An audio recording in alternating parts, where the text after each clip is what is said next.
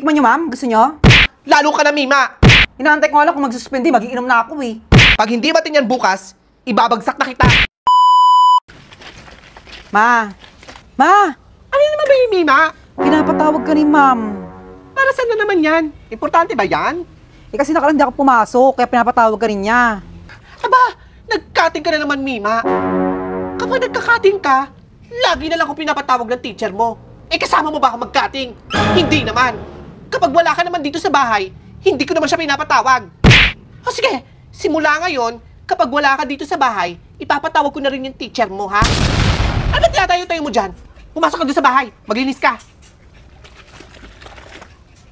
Pumasok ka na doon, Mima! Maglinis ka ng bahay. Dear parents, alam niyo po bang nag-iinom sa klase ko ang mga anak ninyo?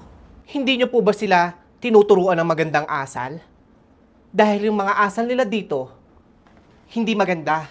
Dapat po, kayo po ang nagtuturo ng magandang asal at kami lang po ang gagabay sa mga bata. Ay, hindi ho! Dapat ho, ma'am, kayo ang nagtuturo ng magandang asal sa mga anak namin.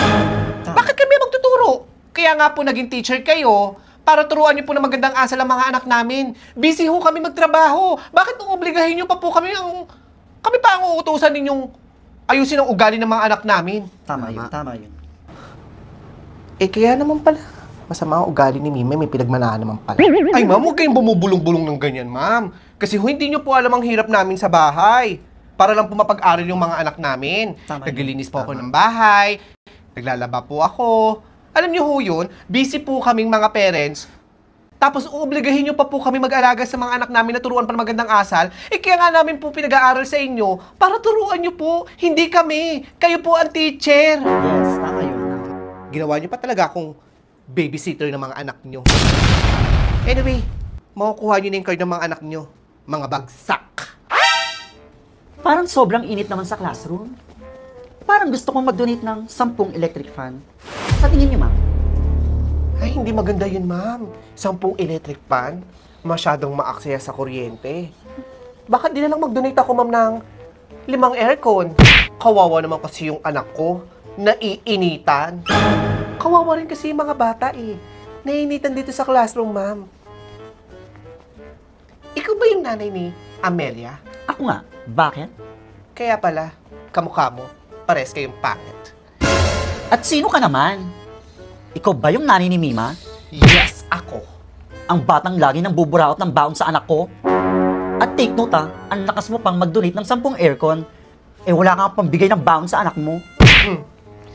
Hindi mo kilala ang anak ko. Ako ang nagpalaki sa kanya. Hindi ako natatakot sa'yo, ah. Gusto mo bang abangan kita sa labas?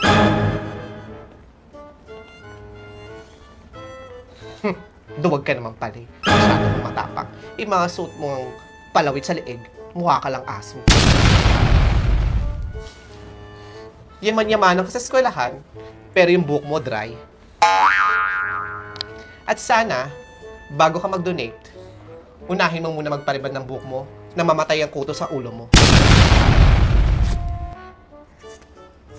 Ano kayang gagawin ko dito sa pera, ma'am?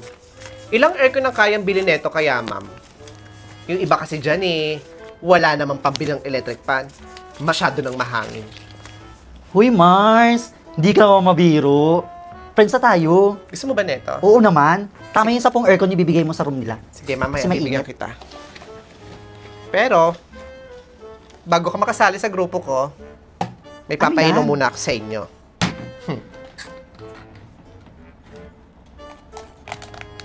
Mukhang masarap yan, ah.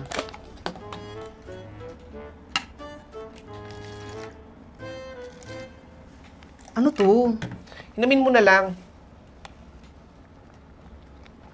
Sarap, no? Ang sarap naman na ito, Mars. Yes.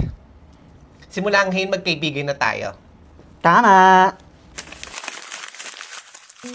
Class, lahat ba sa inyo makakasama sa field trip bukas? Ma'am, si Jess po hindi pa nakakapagbayad, siguro hindi siya makakasama. Okay, sige. Ako nang bahala. Lahat kayo, makakasama bukas. Yay! Congrats! Jazz, kumain ka na ba? Bakit hindi mo kasama yung mga classmate mo?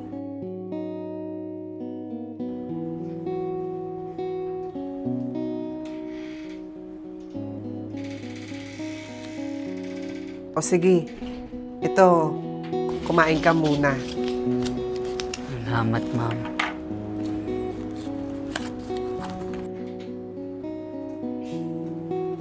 Jazz, huwag ka nang malungkot.